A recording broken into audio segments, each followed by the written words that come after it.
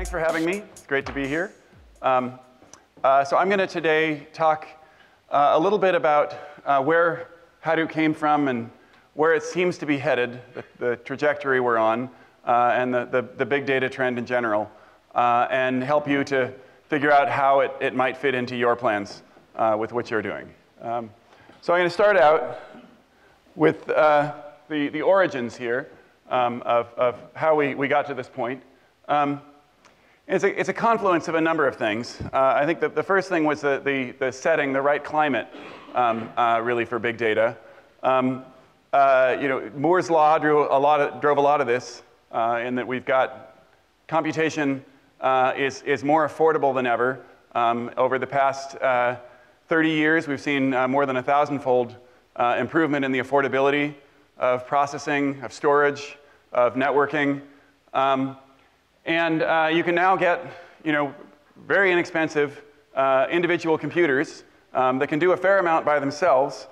But there's not really software that scales with this commodity hardware. There wasn't, at least, a commodity scaling software to take a bunch of computers and rope them together and make them act like one giant computer. That combined with the presence of online data, that more and more of our economy is going online. As Mark Andreessen likes to say, software is eating the world. The industries that are growing to a large degree due to increased automation and increased use of computing technologies. So this is, we're getting more and more data online that can be saved, or could be saved, if we have the technology to harness it. So this created a very ripe environment for something new. Around 2002 and 2003, I was working on a system called Nutch, which was an open source web crawler, still going, trying to effectively be an open source version of the software that Google and Bing run to crawl and index and serve web search. Google published in, I think, 2003 and 2004, a couple of papers, one on their distributed file system, the Google file system, another on MapReduce as a computing model. My colleague at the time, Mike Caffarella, and I read these papers, and we immediately saw the applicability, that this was the technology that would make what we were doing in Nutch much easier. We had Nutch at the time running on maybe 5 machines at a time. So we, from the beginning, knew that web crawling and search needed to be done in a distributed manner, and we developed methods that would work distributed. But we're doing a lot of things by hand. There were a lot of manual steps in that distributed processing. And we saw the Google papers really automated all this. They automated the reliability of both the storage and of the computing in these two papers. So we set about re-implementing these methods as a part of Nutch. It took a year or so, and we had Nutch up and running on maybe 20 to 50 computers. I was at the time working at the Internet Archive, trying to crawl and index pages for them. Mike was working on his dissertation at the University of Washington. And things were going pretty well. But we really knew that the promise of the technology was to scale to thousands of computers, and we didn't have thousands of computers. And we also began to recognize, as we were teasing out bugs in this, that when you're building distributed systems, the potential for bugs is much greater. The number of different ways things can fail grows enormously when you're running it in parallel on a bunch of machines, over writing software on just a single machine. So it was a bigger job than two of us part-time really could tackle. Yahoo at this point found itself in a jam where they didn't have an effective data system. They had a data system for storing all their web data, but it was getting old and wasn't working as well as they wanted it to, and they knew they needed something new. And they saw what we were working on in Nutch and thought this was a good basis for what they wanted to do. I think they liked the fact that it was open source. Yahoo wanted to make a move into open source. So in 2006, I joined Yahoo and they had a team there of around 10 engineers initially who were assigned to work on taking this technology and really maturing it, taking it to the point where it would scale to thousands of computers and would be something that people would trust their data in. So over the next year, that happened, and Yahoo ended up deploying it to underlie their web search engine, and we christened it in that year, 2006, as Hadoop. So that's sort of where things came from. I want to step back a little bit and talk about, from a very high-level view, what's in Hadoop. There's two primary components. I've already mentioned them. There's the storage component, the Hadoop distributed file system, and the MapReduce compute component. HDFS provides the illusion of a single file system running over up to thousands of computers, sharing all of their hard drives. So a single space of file names spanning all of these servers. It's a very convenient thing to have. So rather than having to worry about exactly where data is placed, the system manages that for you. As nodes are added, the file system capacity increases. If a node fails or a drive fails, the system mends around that, replicating the data elsewhere. MapReduce, as an execution engine, was also first described by Google, and provides the ability to run computations that run over the whole grid without the developer having to think a lot about parallel processing. It has a simple programming metaphor that lets you run computations that run in parallel over thousands of nodes. So together, these gave us real scalability. And whenever I use the term scalable, I mean a number of things. First, I think in order to be scalable, something has to be affordable. And so part of that is this running on commodity hardware, running on open source software. It makes a big difference. If it comes at 1/10 the cost, then you can scale it 10 times further. So I think that's an important component of scalability is the affordability. Second, if you're building this out of lots of small components and you want to be able to shrink and grow things, then we're talking about a distributed system, not a monolithic system with a centralized compute system and a centralized storage system. Rather, we want to be able to grow incrementally in both of those dimensions. And once you're running things distributed, reliability becomes an issue. If you've got a machine that might, on average, fail once a year, if you have 365 of those, then you're going to have one fail a day. If you have 3,600 of them, then you're going to have 10 fail a day, and so on. So you really need to worry a lot about automating the reliability of these once it's distributed. And this is, in a big way, the magic of Hadoop. HDFS, fairly boring on its own. It's a storage engine, a file system. Well, we already have file systems. MapReduce, as a programming metaphor, it would be a very small class library if it weren't to be distributed. And people wouldn't necessarily find it all that interesting. The interesting part is the reliability.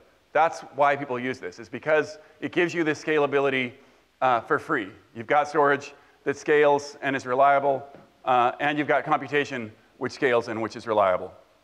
And that's not easy. It's not something you want to have to reproduce in each application. You want to have a framework that provides that as a basis. Another thing that characterizes this platform is this schema on read style of use. In databases, classically, one needs to assign a schema to the data before you can load it. And in doing so, you end up normalizing the data and dropping some of the detail often. Rather, in Hadoop systems, the style that people tend to use it in is they store the data as they receive it in its raw form, without assigning a particular schema. and then as they go, applying schemas to it. So they might pre-process it in one way for some series of computations, pre-process it in another for another one, and sometimes just analyze it raw as it exists. So that's a big change from the classic database world. So over time, since 2006, when we started Hadoop, a number of other projects have come to rise around Hadoop. I've listed a few here.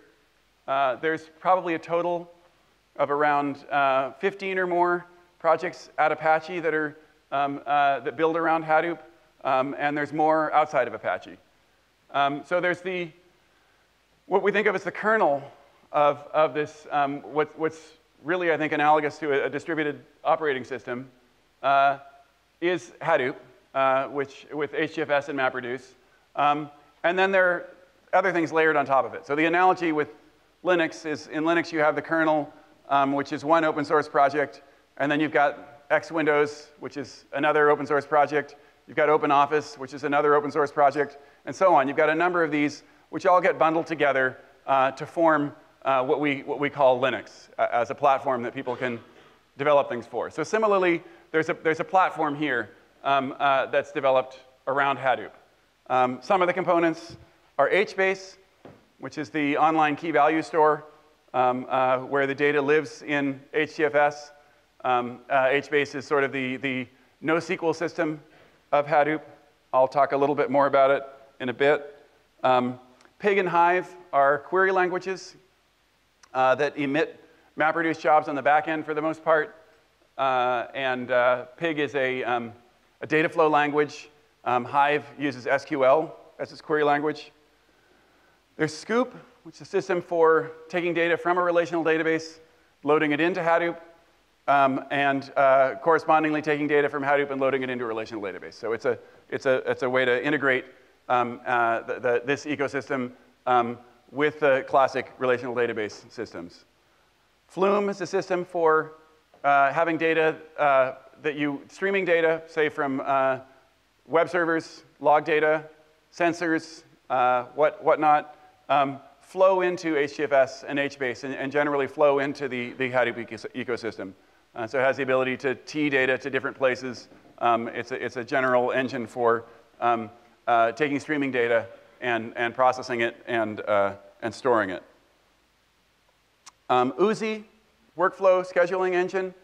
So if you've got a MapReduce job you want to run hourly, or you want to run triggered on certain events happening, some sequence of jobs, Uzi is the tool that handles that. There's Whir, which is if you want to run these tools in the cloud, you want to run them in Amazon's infrastructure, Rackspace, some other cloud vendor, then Uzi is a set of tools to let you deploy these all there.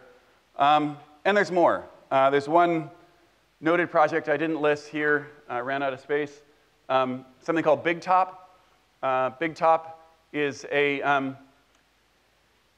open source distribution of all of these. So there's vendors who have distributions. Cloudera has its distribution called CDH, but Cloudera's distribution is based upon BigTop, which is an Apache project. So you can think of BigTop as being like Fedora. It's the community-run distribution, and so it's a good place if you have projects that you want to make available to the ecosystem. Then if you integrate those projects into BigTop, then likely all the other distributions will be downstream from BigTop. So it provides a common place to get packages integrated into this world. So then on top of this, or in parallel, what we've seen is a remarkable growth of Hadoop applications. Hadoop started at Yahoo and other web companies. Facebook is an early adopter. Facebook uses HBase for all of its messaging applications. Twitter has been an early adopter of Hadoop for various analytics. What are they? Anyway, you name it. Among web companies, just about every major web company outside of Google is using Hadoop. LinkedIn, anyway, down the line. But with the advent of vendors like Cloudera, we started to see other enterprises adopting this technology as well. So we've got banks, credit card companies that are using Hadoop for, in the case of banks, looking at credit worthiness of people before they give them loans. Credit cards, looking for fraudulent transactions, trying to better predict those. We've got media companies analyzing how people are using their properties, both online properties as well as, you can imagine, cable and television properties. Public utilities. I don't know if you guys have heard of O-Power here. O-Power in the States works with the electric utilities, gets data from the smart meters, analyzes it, and can provide consumers with a view of their own usage, usage relative to other people with similar demographics who live near them, and it can then also provide the utilities with analyses and predictions of how people are using their power. E-commerce, eBay has long been a customer of Cloudera's, uses it across many parts of their site. In healthcare, oil exploration, it's hard to think of industries that aren't beginning to adopt this.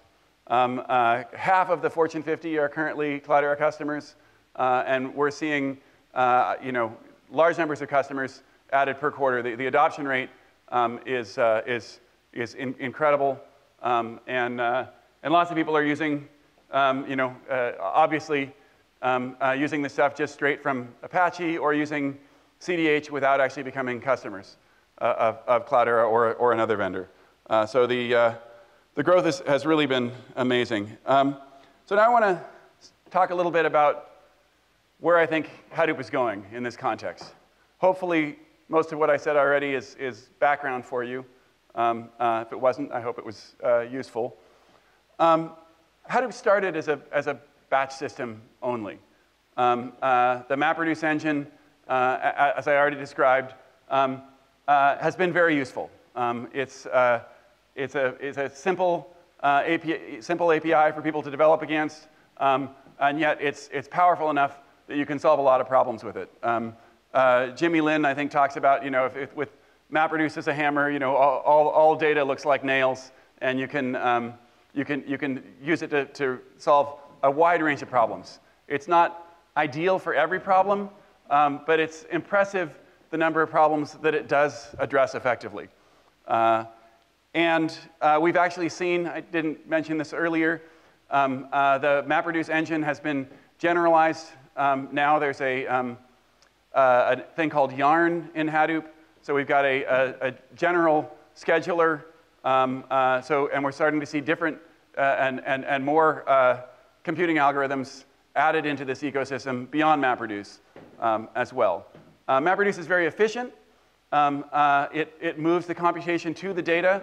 And so you can, if you've got a large cluster, you can really use all of your cores and all of your spindles to process your data at really the capacity that you have. There isn't an obvious bottleneck to taking your data and getting it to your program. So it's proven very powerful in that respect as well. Other thing that it provides is by giving us this general platform that handles the distributed reliable processing, it gives us this common point that people can build on top of. And so we've seen things like Pig and Hive and a large number of other things, as well as things like HBase that build directly on top of HDFS. But it was batch only, and that's obviously not the only kind of computing that there is. So HBase has been the first non-batch component in the stack that really provides an online key value store.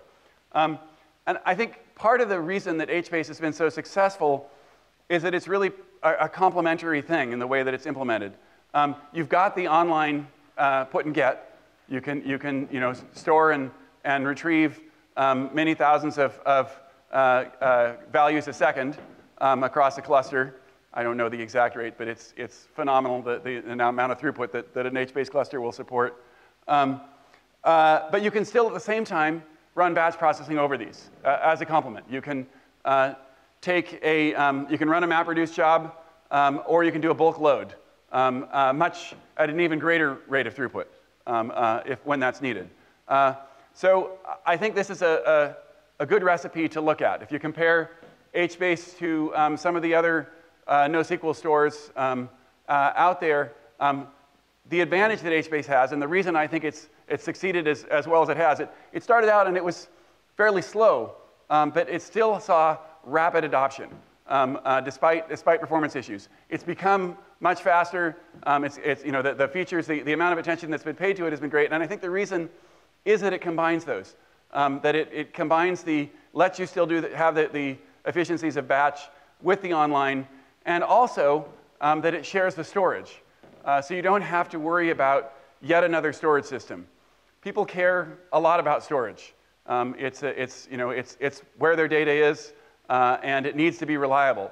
And having multiple stores means you have to have multiple stories of how you're going to make those things reliable, how you're going to back it up, how you deal with disasters, all these issues, how you deal with authentication and authorization.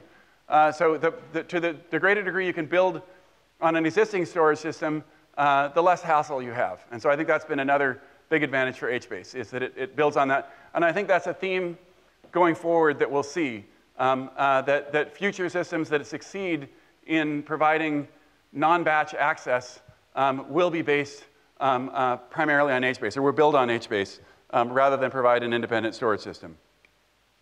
As I mentioned, big data isn't just batch computing. The real themes are more than just batch. You've got the theme of being distributed and reliable. I think it's a very, very consistent theme through this whole stack. That's something that the stack provides a platform that scales linearly and with using distributed reliable algorithms. And also the affordability, as I mentioned, which you get through using commodity hardware and open source software. And the schema on read, I think, is another strong theme through this whole platform. And finally, a sense in which data beats algorithms, another strong theme here.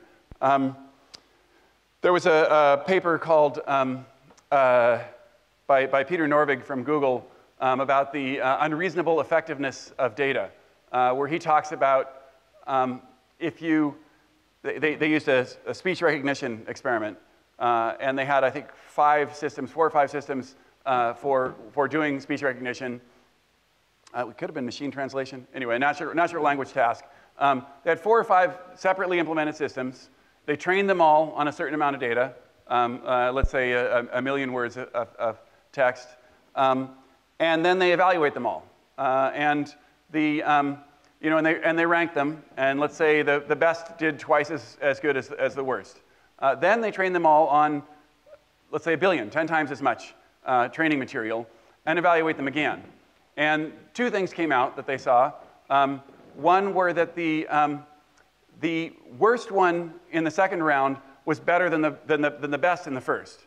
So this said, and the ordering was completely different second time around, the ranking. So spending any time trying to improve the algorithm with the smaller training data was not time well spent. It was much more important to get more data to try them with. And in general, the theme of Norvig's paper is that having more data and getting more data and using a very simple algorithm is much more important than trying to finely tune your algorithm. That there's more mileage to be gained by getting a higher resolution higher resolution picture of the problem than trying to come up with a fancier lens to look at it with. So if we look even further forward, you can ask, what is the Holy Grail of big data? What is the system we'd love to see? Where do we want to go in the long term? A lot of things I've already talked about. We'd like it to be open source. We'd like it to build on commodity hardware. We want to have linear scaling. If you get more data, you'd like to be able to buy more hardware and have it just store it. If you want it to process things faster, if you have a batch job which takes 30 minutes and you want it to take 15, you should be able to just double your hardware and half the batch processing time. Similarly, if you have some sort of throughput issue about, you're able to handle 20 queries a second and you want to go to 40 queries a second, you should be able to double your hardware and increase your query processing throughput. So that would be all very nice. Moreover, there's some things like transactions, joins. There's some things that relational databases are strong in, and that in the big data world, we've classically sort of said, well, we can't really do that. It's really hard to do, and it may be impossible in a distributed world to have those same facilities. Another thing is global reliability, being able to we're used to thinking now of a cluster as an entity, so that you think about running a computation rather than on a computer, you run it on a cluster. What if you really had but if the data center goes down, your computation is going to stop. People don't necessarily think about global computation infrastructure, but we ought to be. That ought to be the aim, is that rather you've got a set of data centers around the world that are all backing up one another, and computations and query processing and all these can continue regardless of connectivity issues and power failures and various kinds of disasters. That's where we want to head.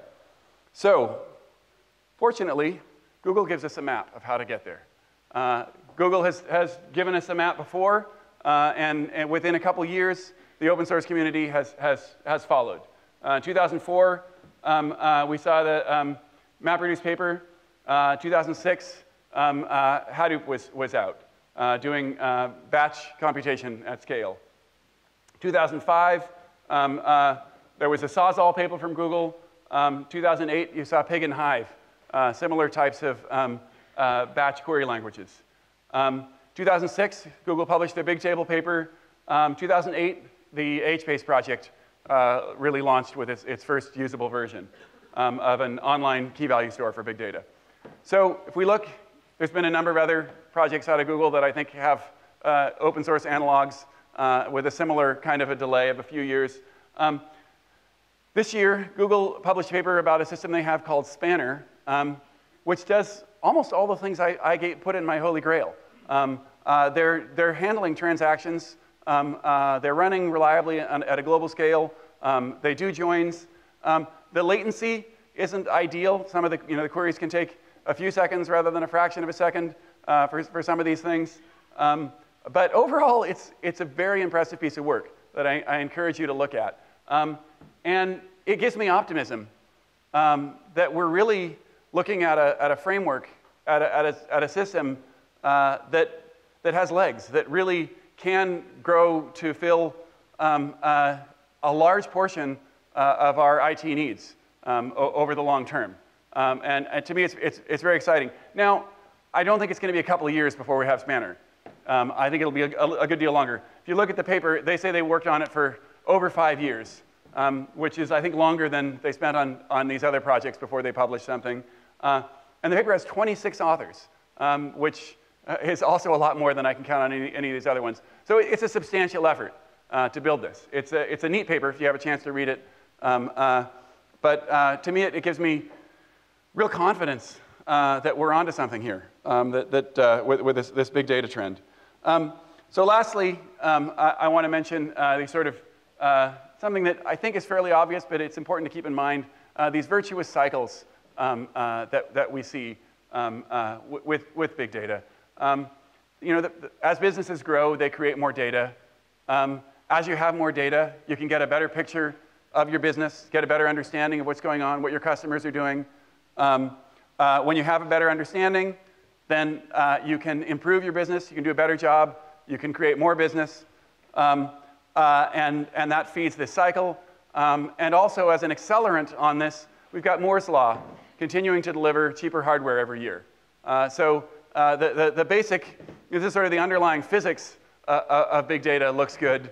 And then the technology looks like we're going to be able to continue to improve the features of the software. So overall, I'm, as I said, very optimistic. And that's all I have for you for now. But I think we do have 10 minutes or so for questions, if people would like to ask anything. Thank you.